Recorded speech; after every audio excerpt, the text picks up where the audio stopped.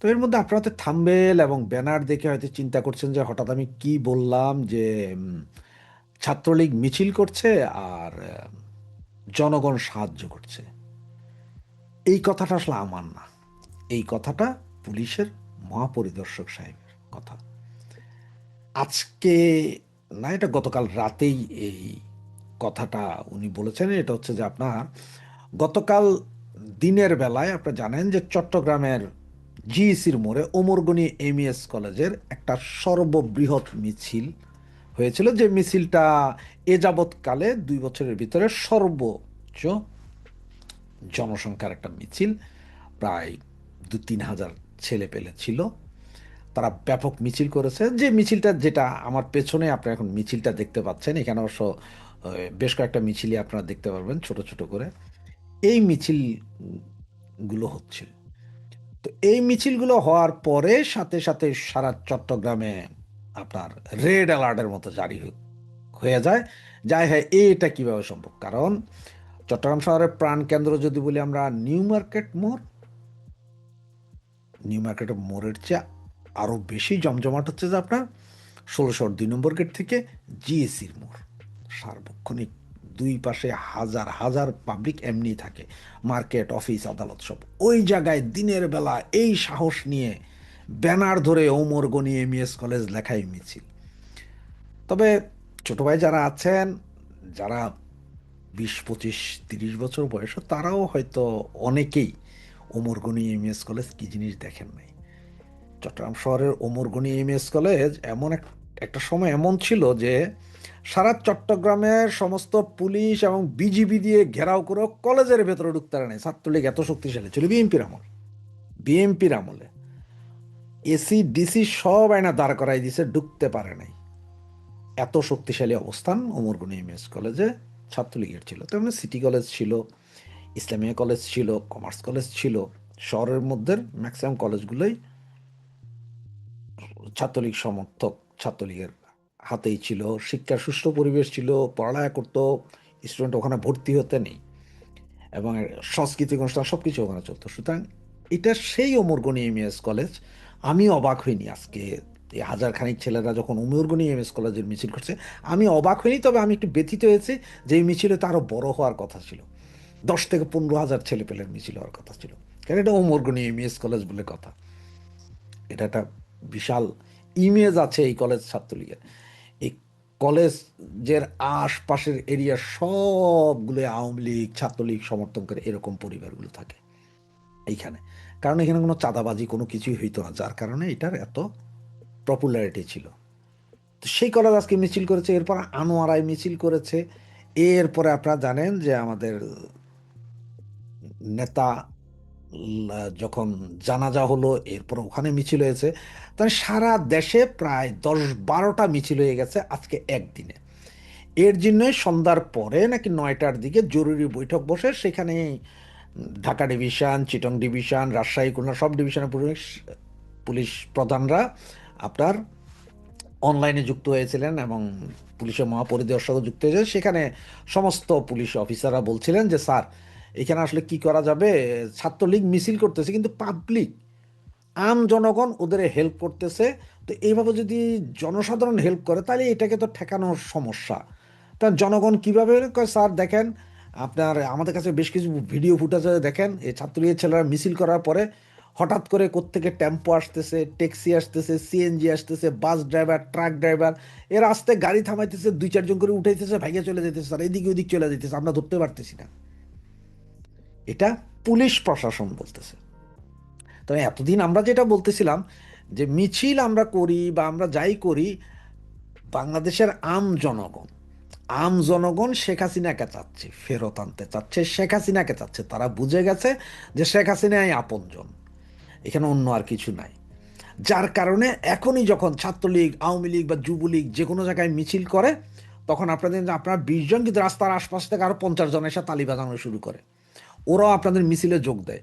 আবার যখন মিছিল শেষ হয়, তখনই আবার তারাই অনেক সময় ট্যাক্সি, অনেক সময় রিক্সা, আমি বেশ কিছু লোকের সাথে আমি কথা বলছি, ওরা বলতে ভাই ভাড়া নেয় নাই, বাসে ভাড়া নেয় নাই, বলে যে ভাড়ার দরকার নাই, যে স্টপে দাঁড়ানোর কথা, হয়তো তাদেরকে যেখান থেকে হাত দেওয়ার পরে যেখান থেকে তুলছে, তারপরে একটু পরে যায় থামার কথা, বাস সেখানেও থামে নাই, অন্য জায়গায় নিয়ে থামাই দিছে, চলে গেছে পোলাপাই। এই অবস্থা। ট্যাক্সি ড্রাইভার, সিএনজি ড্রাইভার, রিক্সা ড্রাইভার, অটো রিক্সার ড্রাইভার, এরাও নাকি উঠাই নিয়ে উল্টাপাল্টা ঢুকে যাচ্ছে, মানে বাঁচাইতেছে লোকজনরে। উল্টাপাল্টা ঢুকে যাচ্ছে মানে বাঁচাচ্ছে। ধরেন যাইতে হবে আমার নিউ মার্কেটের দিকে, সে নিউ মার্কেটের দিকে না যাইয়া সে চলে গেছে টাইগার পাসের দিকে, একটা এক্সাম্পল। এইভাবে বাঁচাচ্ছে। তো এইটা হচ্ছে পাবলিকের ভালোবাসা। পাবলিক আস্তে আস্তে বেরিয়ে আসছে, কারণ পাবলিক চায় কি, যে একটা কোনো আওয়ামী লীগ ফিরে আসুক, আওয়ামী লীগ দাঁড়াক, আওয়ামী লীগ দাঁড়ানোর সাথে সাথেই হাজার হাজার নয়, লক্ষ লক্ষ জনতা পেছনে দাঁড়িয়ে যাবে। কারণ ওরা জানে যে এই দেশের উন্নয়ন, গরিবের উন্নয়ন, গরিবের খাদ্য বস্ত্র বাসস্থান বা অন্ন বস্ত্র বাসস্থান, এগুলোর জন্য যদি কেউ থাকে সেটা হচ্ছে আওয়ামী লীগ, সেটা হচ্ছে শেখ হাসিনা। সুতরাং এই জন্যই মানুষের ভালোবাসায় এই অবস্থা। আপনি সারা বাংলাদেশের বিভিন্ন রাস্তাঘাটের অবস্থা দেখেন, এখন গত 2 বছরের ত্রাহি ত্রাহি অবস্থা। এখন তো ফ্লাইওভারগুলো এখনো ঠিক আছে, চলতেছে, মানুষ চলছে। সুতরাং মানুষ যে উন্নয়ন আওয়ামী লীগ সরকার করে গেছে, শেখ হাসিনার সরকার করে গেছে, সেই উন্নয়ন আর কেউ আগামী 50 বছরে করতে পারবে না। সুতরাং মানুষ জানে ইনকাম, রুটি রুজি শেখ হাসিনা, এটা মানুষ বুঝে। এই জন্যই জনগণ তাদেরকে হেল্প করছে। আর সেইটা এখন যে পুলিশের বোধগম্য হচ্ছে, যার কারণে পুলিশ আজকে জরুরি বৈঠকে বলছে যে মিছিল করে ছাত্রলীগ, সহযোগিতা করে আম পাবলিক। এটা পুলিশের ভাষ্য। এই কথাটা আমি আজকে বলছি, দেখবেন যে কালকে সকালবেলা বা কালকে বিকালবেলা অনেক পত্র পত্রিকায় আসবে যে পুলিশের ভিতর থেকে এই কথাটা বেরোচ্ছে। সুতরাং এইটা কোনো ছোট বিষয় না। আর আমার ভাইয়েরা যত বেশি এখন মিছিল করবেন, মিছিল যত বড় হবে, সাহস যত দেখাইতে পারবো, ততই ওরা ভয় পাবে। এবং আজকে একটা মিছিলে, একটা ভিডিও আমি, দেখছেন আপনার, একটা মিছিলে দেখলাম যে আমি যেটা আজ থেকে 1 বছর আগেও বলছিলাম ছেলেপেলে, যে আপনার শার্ট পরেন, শার্টের ভিতরে একটা হাফ গেঞ্জি পরেন বা গেঞ্জির উপরে শার্ট পরেন। কারণ কি, মিছিল করে যখনই মিছিলটা শেষ হবে চাট করে শার্টটা খুলে ফেলেন, আপনার গেঞ্জি আছে। কারণ কেউ যদি টার্গেট করে যে হলুদ শার্ট পরা, তাহলে সে যখন সাদা শার্ট দেখবে সে আর বুঝে উঠতে পারবে না যে এত দ্রুত কী হয়েছে।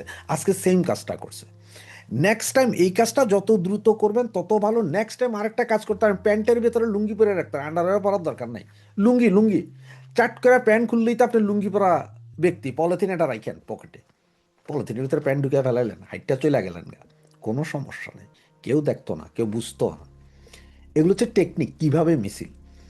আর আজকের যে তোফায়েল ভাইয়ের জানাজার পরে জয় বাংলা স্লোগান শুনে পুলিশ যে সেখানে, মানে ঘটনা হচ্ছে, জয় বাংলা স্লোগান তো নিষিদ্ধ না, বা আমি ধৈর্য নিলাম ঠিক আছে নিষিদ্ধ কোনো স্লোগান, কিন্তু এই যে ছাত্রলীগ ভাইদেরকে ধরা হচ্ছে, যুবলীগ আওয়ামী লীগের ভাইদেরকে মিছিলের কারণে ধরা হচ্ছে, আওয়ামী লীগ করার কারণে ধরা হচ্ছে, ভাই এই মিছিল থেকে তো কোনো ভাঙচুর হচ্ছে না, দেশের কোনো সম্পদের ক্ষতি করা হচ্ছে না, রাস্তায় কোনো পুলিশে মারা হচ্ছে না, কাউকেই তো কিছু করা হচ্ছে না, তাইলে ধরা হবে কেন? পুলিশ প্রশাসনকে বলি, আপনাদের 3,500 ভাই মারা গিয়েছিল, যেটার জন্য আমরাই এখনো কথা বলি, যেটার ব্যথায় আমরা ব্যথিত। সুতরাং আপনারা দেখেন যে আপনার ঘরে লাশ রেখে আপনি আসছেন আমাকেই ধরতে, যারা আপনার লাশের দাফন কাফন করবে, যারা আপনার লাশের জন্য প্রতিবাদ করবে, তাদেরকে আপনারা আসছেন ধরতে। সুতরাং এইভাবে ধরে কতদিন, এক সময় হয়তো এরাই বিগড়ায় যাবে, আপনাদের উপর শুরু হবে, তখন কিন্তু আর ঠেকাইতে পারবেন না। শেখ হাসিনা শুধুমাত্র বলছে আমি 6 মাসের ভেতরে আসব ইন্টারভিউতে, তাতেই যদি ছাত্রলীগ যুবলীগের এই অবস্থা হয়, যেদিন উনি ভিডিওতে এসে বলবেন যে আমি আসছি, রাস্তা দখল করো, সেই দিন কি অবস্থা হবে? কোথায় পালাবেন প্রশাসনের এ ভাইয়েরা? প্যান্ট লুঙ্গি ঠিক থাকবে? আন্ডার প্যান্ট থাকবে তো পরনে, নাকি সেটাও ফালাইবেন? মনে রাখেন। আর এই যে আজকে যে এখন যে চিটংয়ের যা চালাচ্ছেন, বা গতকাল সারা রাত আপনারা যেটা করেছেন, যে পুরো ভোলা শহরের বিভিন্ন জায়গায় বাড়িঘরে যেয়ে যেয়ে হুমকি দিচ্ছেন জানাজায় না যাওয়ার জন্য, এইটার র্যাশ, এইটার ফল কিন্তু আপনারা দিবেন। আর সেটা যে দিবেন এটা লিখে রাখেন, এইটার ফল দিবেন। মনে করেন না যে তখন যে হা হা হা, আমরা গত 5ই আগস্টের পরে আমাদের হাজার হাজার পুলিশ মারা গিয়েছিল, আমরা সেই পরিবারের সন্তান, এগুলো বলে তখন আর লাভ হবে না। কারণ আপনাদের সকলকে চিহ্নিত করে রাখা হচ্ছে যে আপনারা কারা কারা রক্তের সাথে বেইমানি করছেন। আরে কাকে কাকের গোস্ত খায় না?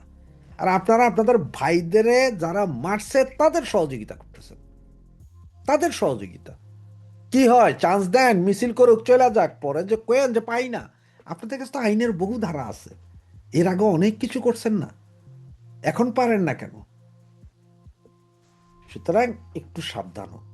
আর আমার ছাত্রলীগ, যুবলীগ, শ্রমিক লীগ, আওয়ামী লীগের যা ভাই বোনরা আছেন তাদেরকে স্যালুট, যে আপনারা আজকে যেমন সারা বাংলাদেশে 10-12টা মিছিল করছেন, আশা করবো আগামীতে 50, 100, 150 মিছিল হবে।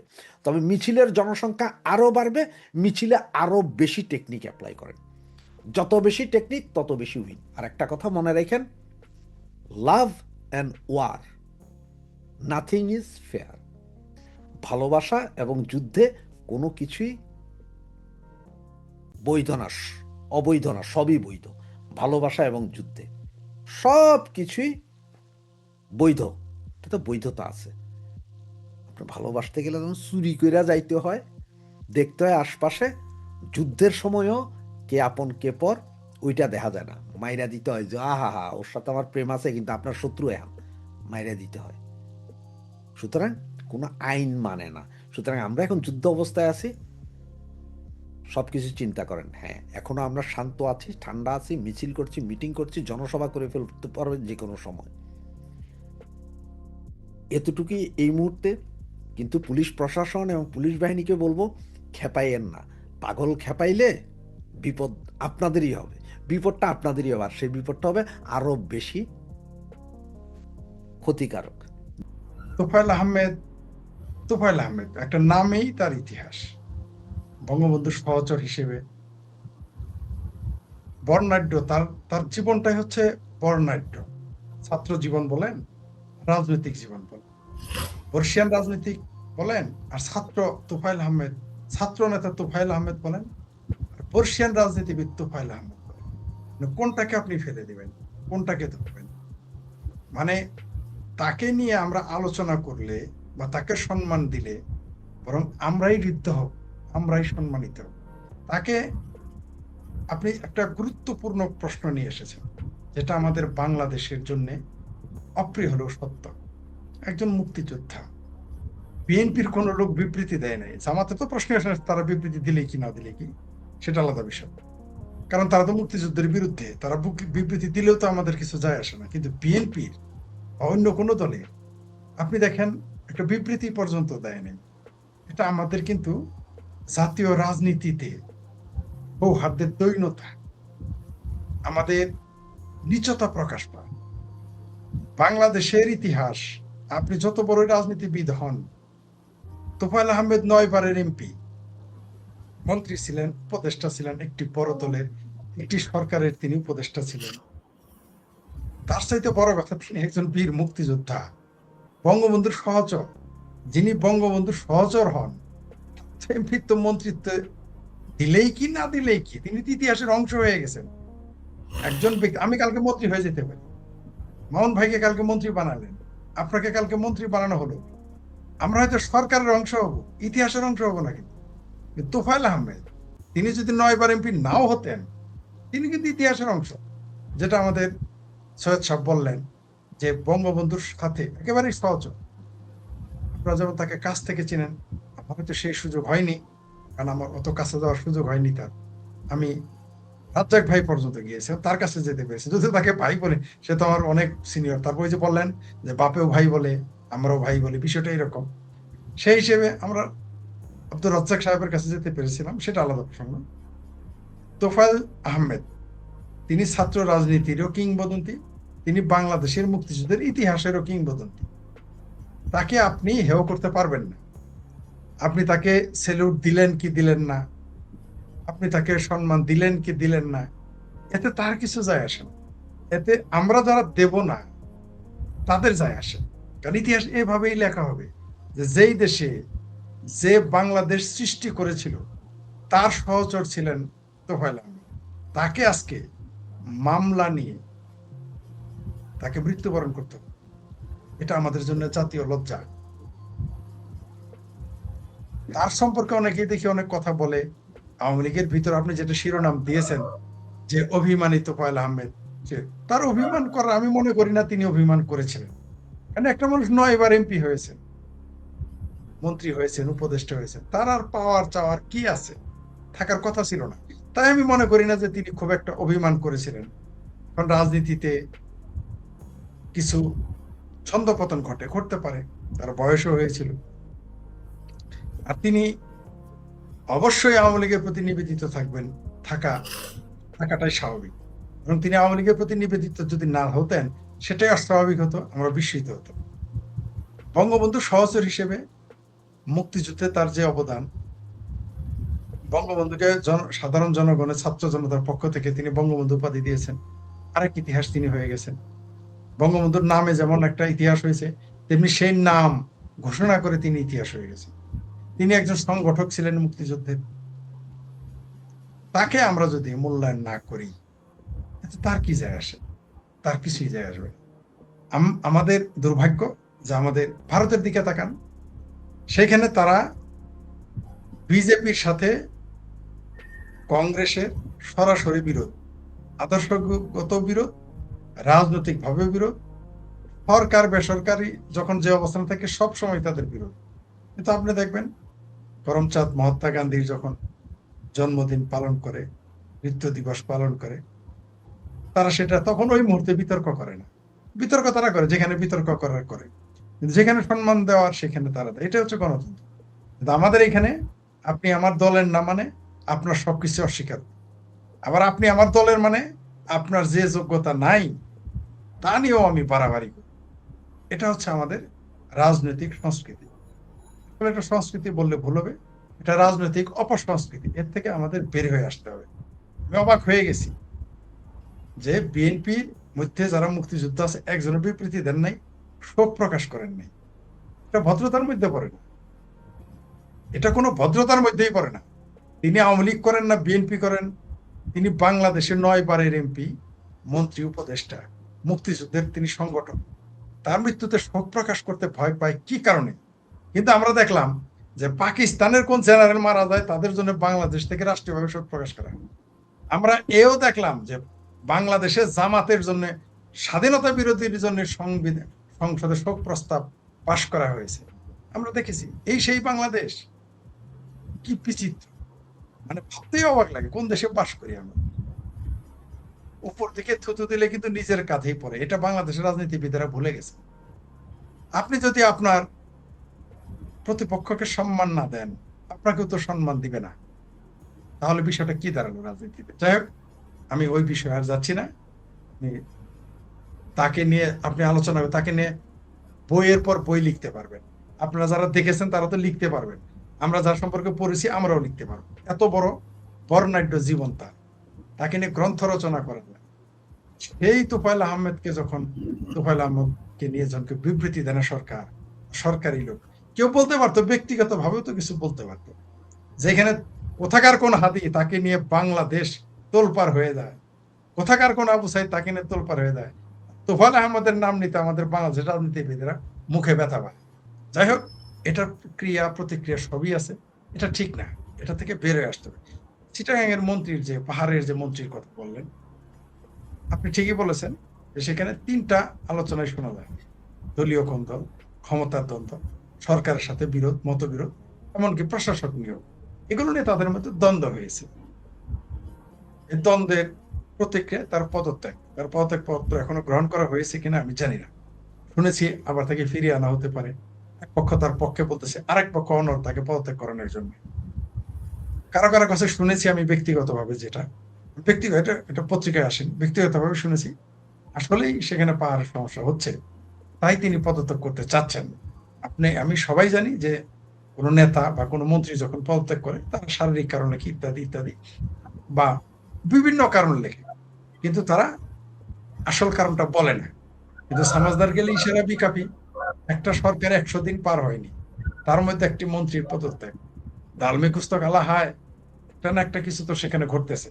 এটা দেশের জন্য খুব ভালো খবর বয়ে আনতেছে বলে আমি মনে করি না। কারণ এমনিতেই দেশের যে অর্থনৈতিক অবস্থা, রাজনৈতিক অবস্থা, আইন ও বিচার, আদালত ফাংশন করতেছে না, পুলিশ কাজ করতে পারতেছে না স্বতঃস্ফূর্ত ভাবে তার দায়িত্ব নিয়ে, তার মধ্যে একজন মন্ত্রীর পদত্যাগ, এগুলো অনেক কিছুই ইশারা দেয়, আমাদের অনেক কিছু জানান দেয়। অনেকগুলো অনুমান করা যায়, কতগুলো অনুমান করা যায় না। আমাদের অপেক্ষা করতে হবে যে আসলে বিষয়টা কি। আমার ধারণা এই মন্ত্রীর পদত্যাগের ঘটনা নিয়ে যা ঘটেছে, আমরা হয়তো 72 ঘন্টার মধ্যেই আসল কারণ খুঁজে পাবো। কারণ হচ্ছে, কারণ তিনি এই দেশের মানুষই না, তিনি এই দেশের প্রতি দায়ভার রাখেন না। তার দায়ভার নাই। তিনি তো বলেছেন যে আমার ভাবির পোলারা তাকে নিয়োগ দিয়েছে, বলেন নাই তিনি? তিনি বলেছেন। আসিফ স্যার বলেছে যে তিনি এক কিছু জানেন না। ফরিদ আক্তার নাকি, খরিদ আক্তার আমাদের প্রিয়, আমার একদা গুরু ফ্রড মাজাহারের বিবি সাহেব ফরিদ আক্তার, খরিদ আক্তার, যার কারণে কিন্তু আমি আমি কিন্তু চুল মস্ত রেখেছি আমি কমরেড মঈনুদ্দিন খান বাদলের শ্রদ্ধা স্মরণে, কিন্তু চুল কিন্তু আমি বড় করা শিখেছি এই ফ্রড মাজাহারের কারণে। আপনি জানেন চুলে ঝুটি বাঁধা, এই চুলে ঝুটি বাঁধা আমি তাকে দেখে কপি করেছি। আমি কখনো চুল আমি চিন্তাই করি না, এমন না বুদ্ধিজীবীরা রাখে তার এত কথা, মানে চুলটা একটু বড় করি। ঠিক আছে, সেই ফ্রড মাজাহারের স্ত্রী খরিদ আক্তার বলছে, প্রথমে বলছে আমি এটা ঠেকাতে পারলাম না, মানে ওই যে আমেরিকান চুক্তি। তারপরে কি বলেছে, জামাত বিএনপি সহ সকল দল এখানে স্বাক্ষর করেছে। আমার ভাবির পোলারাও না করেছে, জামাতও না করেছে, কিন্তু একেবারে রাজ সাক্ষী, একেবারে এই মুহূর্তে সরকারের ক্ষমতায় ব্লেজার খলিল বলেছেন জামাত স্বাক্ষর করেছে, বিএনপি স্বাক্ষর করেছে। আর যেটুকু বাদ ছিল আমার ওই যে ফরিদা ভাবি নাকি খরিদা ভাবি, তিনি বলে দিয়েছেন, তিনি বলেছেন সবাই স্বাক্ষর করেছে। মানে একেবারে দুইটাই রাজ সাক্ষী, একটা হলো নারী, একজন হলো পুরুষ। আপনি কোথায় যাবেন? যাওয়ার আপনার কোথায় সুযোগ নেই। তবে আমার দুঃখ লাগে, ডক্টর ইউনূস ন্যূনতম লজ্জাবোধ নাই তার। সে নিজের দেশকে অন্ধকারে রেখে আরেক দেশে গেছে আলো ছড়াইতে। ভাই, নিজের ওই যে কথায় আছে না আমাদের দেশে গ্রামে, আসল ঘরে ফসল নাই ঢেকুর ঘরে চান্দুয়া। নিজের দেশকে ভেবে ধ্বংস করে তিনি ওইখানে যাচ্ছেন আরেক দেশে গল্প করে, ওগুলো খাটবে রে ভাই? কোনোদিনই খাটবে না। আর ওই যে আমার আরেক ভাবির পোলা গাল ভোলা মাহফুজের যে কথা বললেন, আমি কতবার ভাবির পোলার ওইখানে গিয়ে লিখি, ভাবির পোলা ওর পেজে ওর ওর ওর আইডিতে গিয়ে লিখি, ভাবির পোলা গালের গস্ত কমাও, পেটের চর্বি কমাও, ঘাড়ের চর্বি কমাও, বর্ষার দেশ তোমার ফুলে ময়মনসিংহে পাউরুটি হয়ে গেছে সেটা কমাও। আমার ভাবির পোলা বুঝতেই চায় না। পাবলিক এমন মায়ের দিবে আমার ভাবির পোলাদের, পালায় যদি যাইতে না পারে, ডক্টর ইউনূস এদের নিয়ে পালায় যাবে আমার বিশ্বাস হয় না। যেই দিন এরা বিপদে পড়বে, অলরেডি ভাবির পোলা তো বলেই ফেলেছে যে কোনো কারণে আল্লাহ না করুক বিএনপি যদি এটা করে সেটা করে, তারা বিপদে পড়বে। এরা জামাতের সঙ্গে যাবে, মানে এরা তো জামাতেরই, জামাতের দলে যোগ দেওয়া মানে আমার ভাবির পোলারা তো জামাতেরই। অলরেডি আমার আরেক ভাবির পোলা তো বলে ফেলছে, পাটোয়ারি নাকি পাটোয়ারি, তাকে নাকি ডারবি পাটোয়ারি বলে না কি যেন বলে, পাটোয়ারি। আমার অনেকগুলো ভাবি তো সৌদি আরবের বাচ্চার মতো আর কি, আমার বউ কয়টা পোলাফান করে নাম মনে থাকে না, উনি আমার ভাবির পোলাদের নাম কেমনে মনে রাখতে পারেন বলেন? সৌদি আরবের বাচ্চারা নিজের বউয়ের বাচ্চার নাম মনে রাখতে পারে না। আমি এত ভাবির পোলা, আমি তাদের নাম কেমনে মনে রাখবো? এই জন্য আমি নাম ভুল করলে আমাকে ক্ষমা করবেন। আমার ভাবির পোলা একটা বলেছে যে আপনারা যদি মওদুদি দেখতে চান, আপনারা যদি জিন্নাত দেখতে চান, সে সাটায়ার করে বলুক আর সিরিয়াসলি বলুক, এগুলো তো আমরা জানি এরা তাই। বাংলাদেশ কিন্তু জিন্নার দেশ হবে না, বাংলাদেশ কিন্তু মওদুদির দেশ হবে না। কারণ সাদেক কায়েম আসুক আর ফাদেক কায়েম আসুক আর যেই সামন চায় সেই সে আসুক। 18 মাস বহু চেষ্টা করা হয়েছে জামাতকে ক্ষমতায় আনার জন্য। আজকে আবার ওই যে আরেক সাবেক শিবির রাশেদ বলে ফেলেছে 77টা যে জামাতের আসন, এটা তাদের ইউনূসের দেওয়া উন্নয়নের টাকা দিয়ে এগুলো কিনে নেওয়া। এগুলো কিনে নেওয়াও না, এগুলো ওয়াকার সাহেব আছে, নামটা ওটা বলতে রাশেদ ভয় পাইছে। ওইখানে ওয়াকার সাহেব, শুধু টাকা না, ওয়াকার সাহেবের সে অনুরোধের আসরে তারা 77টা আসন পেয়েছে। আমার ভাবির পোলারা যে 6টা আসন পেয়েছে, আপনারা দুইজন ইলেকশন করে এমপি হইতে পারবেন কিনা সন্দেহ আছে। আর আমার ভাবির পোলারা এমপি হয়ে এখন মন্ত্রী হয়ে যায়, উপদেষ্টা হয়ে যায়। তো এগুলো যে অনুরোধের আসর আমরা তো বুঝি, আমরা এগুলো বুঝি। আমার আরেক ভাবির পোলা আপনাদের, আপনি পূর্ণিয়ার জীবনে তো বর্ণাঢ্য সাংবাদিকতার জীবন, আপনারা কোনোদিন শুনলাম না টিভি চ্যানেলের মালিক হইতে। আমার ভাবির পোলারা টিভি চ্যানেলের মালিক। তালমে তো কুছ কালা হয়। এই যে আমাদের অ্যাডভোকেট সাহেব, তাকে এমপি মন্ত্রী হইতে দেখতেছি না, আমার ভাবির পোলার এমপি মন্ত্রী হয়ে গেছে। আরে ভাই, আমি তো আমার এলাকায় চেয়ারম্যান হওয়ার সাহস পাইনি, এই চেয়ারম্যান হবো না, তো যোগ্যতা আমার আছে, সারাটা জীবন রাজনীতি করে আসলাম। আর আমার ভাবির পোলারা শুক্র শুক্র 8 দিন আসার পরে অনুরোধের আসলে এমপি। আমি কুছ তো কালা হয়। এদের নতুন করে বলতে হবে না যে আমরা জামাতে, মানে তারা জামাতে গিয়েছে, তারা তো জামাতেরই। জামাতের যে জামাত এক ধামায় ডিম রাখেন ওইটা আমরা জানি। জামাতের ধামাই যে দেখেন আমাদের, যাকে আমি স্যার করে বলতাম, অনেকেই বলতো যে আপনি তাকে স্যার বলেন কেন, মেজর হয়েছে তাই স্যার বলেন। তাকে মেজরের জন্য স্যার বলি না, তিনি মুক্তিযোদ্ধা আখতারুজ্জামান, তাই তাকে স্যার বলি। তাকে আরো কিছু বলা দরকার যদি মুক্তিযোদ্ধা থাকে। তিনি দেখেন জামাতে চলে গেল, সুর করে জামাতে চলে গেল একেবারে। কর্নেল তাও একটু ঢুকে মুখে রেখেছে, বলে না, লজ্জা পায় জামাতে গেছি। আখতারুজ্জামান সাহেব চলে গেছে। তো জামাত কোনোদিন এক ধামায় ডিম রাখে না। তারা বিএনপিতে তাদের ডিম রাখে, আওয়ামী লীগে তাদের ডিম রাখে, ছাত্রলীগে তাদের আন্ডা রাখে, ছাত্র দলে তাদের আন্ডা রাখে, ব্যাংকে তাদের আন্ডা রাখে, এমনকি তারা প্রস্টিটিউশন ব্রোথেলেও তাদের আন্ডা বাচ্চা রেখে দেওয়া। আমরা দেখেছি, আমরা দেখতেছি, তাই দেখেন না আন্দোলন হইতেছে। গ্রাহকের কথা কে এমডি হবে না হবে, একটা ব্যাংকের এমডি কে হবে না হবে, এটা কি গ্রাহকের উপর ডিপেন্ড করে? আমাকে বলেন, আমি তো বুঝি না, আমি অর্থনীতির কিছু বুঝি না, কিন্তু এতটুকু বুঝি একজন গ্রাহকের কথায় একটা প্রতিষ্ঠানের এমডি নির্ধারণ হয় না। সেখানে গ্রাহক মিছিল করতেছে, আমরা তো বুঝি এলে গ্রাহক, গুপ্ত গ্রাহক জামাতে, এগুলো আমরা বুঝি। আমরা না, সবাই বুঝে ফেলেছে। তো যে কথাটা আপনারা শুরু করেছিলেন যে এরা ভয়ে আছে, আমার ভাবির পোলা বলেছে, এই ভয় তো তার পাইতে যেই দিন আমেরিকাতে মাহফুজকে নিয়ে বলছে এটা মাস্টার মাইন্ড, নাকি কি যেন বলেছে, শব্দটা ভুলে গেছি, master mind, meticulously master mind. জি জি জি জি জি, মেটিকুলাস ডিজাইনের মাস্টার মাইন্ড আমার ভাবির পোলা। এবং এই মাস্টার মাইন্ডের পিছিয়ে জামাত আছে, আমরা তো জানি। আর এটাই দুনিয়ার নিয়ম। জামাত যে কি করবে আর কি করবে বোঝা আরো মুশকিল। জামাত আল্লাহর আইন চায়, কিন্তু সংসদে গিয়ে বলে গণতন্ত্র প্রতিষ্ঠায় জামাতের ইতিহাস, অথচ জামাত বলে আল্লাহর আইন চাই, শরীয়ত আইন চাই। যে জামাত বললো নারী নেতৃত্ব হারাম, ইসলামের বাইরে যাওয়া যাবে না, তারা কৃষ্ণ মন্দিরে নমিনেশন দিয়ে বসে আছে। হিন্দুর নেতৃত্ব তারা মেনে নিল, কাফেরের নেতৃত্ব। জামাত ভাবির পোলাদের বলির পাঠা বানাইতেই পারে, কাবাব মে হাড্ডি রাখতেই পারে। আমরা দেখলাম তো হাদি কি হইল, হাদি কিভাবে মারা গেল, সাইদ কিভাবে মারা গেল, সবই রহস্যজনক। সামনে আরো ঘটবে, পাটোয়ারি যায়, পাটোয়ারিও যায়। এগুলো তো ঘটবেই। তবে বাংলাদেশে এখন যেটা চলতেছে, আমাদের সংস্কৃতি, আপনি আমাদের সৈয়দ সাহেব যেটা বললেন যে আমাদের রাজনীতিতে সৌহার্দ্য আনতে হবে, আমাদের রাজনীতিতে সহনশীলতা আনতে হবে। আর এটা আমরা জনগণ পারবো না, এটা সৈয়দ সাহেব চাইলেও পারবেন না, আপনি পূর্ণিয়া ভাই চাইলেও পারবেন। এটা রাজনীতিবিদদেরকেই করতে হবে। এই বল আমি জনগণের কোর্টে দিতে চাই না, আমাদের কোর্টে নিতে চাই না। এটা রাজনীতিবিদেরাই সিদ্ধান্ত নেবে যে তারা পরস্পরকে শ্রদ্ধা করবে, না করলে ফলাফল কিন্তু তাদের বিপক্ষে যাবে। সেই জন্য আমাদের গ্রাম্য ভাষায় আছে, কাঠ খাইলে আংরা করতে হবে। তো এদের দশা তাই হয়ে যাবে। আজকে আপনি তোফায়েল আহমেদের ব্যাপারে একটা বিবৃতি দিচ্ছেন না, আপনার দল করে না বলে, কালকে আপনার সম্পর্কে বলবেন। এটা তো রাজনীতি হতে পারে না, এটা গণতন্ত্র না, এটাই ফ্যাসিজম। আপনি সাদাকে সাদা বলবেন না, কালোকে কালো বলবেন না, এটাই ফ্যাসিজম। কোন বাংলাদেশে আমরা বাস করি? যে সিনেমা প্রধানমন্ত্রী দেখেন আর পরিবার নিয়ে, সেটা আবার জাতীয় নিউজ, আন্তর্জাতিক নিউজ, সেই সিনেমা বন্ধ করতে, প্রদর্শন বন্ধ করতে আপনার 7 গাড়ি পুলিশ পাঠান। কোন দেশে আমরা যাচ্ছি? আমাদের দেশ কোন দিকে যাচ্ছে? এগুলো একটাও ভালো সিমটম না। এই যে তাদের 100 দিনের প্রক্রিয়া, তাদের যে কার্যক্রম চললো, মন্ত্রী একটা পদত্যাগ করলো, কি কারণে আমরা কিছুদিন পরেই জানতে পারবো। তবে বাংলাদেশ বদল নেই, এটা মেনে নিতে হবে। ধন্যবাদ।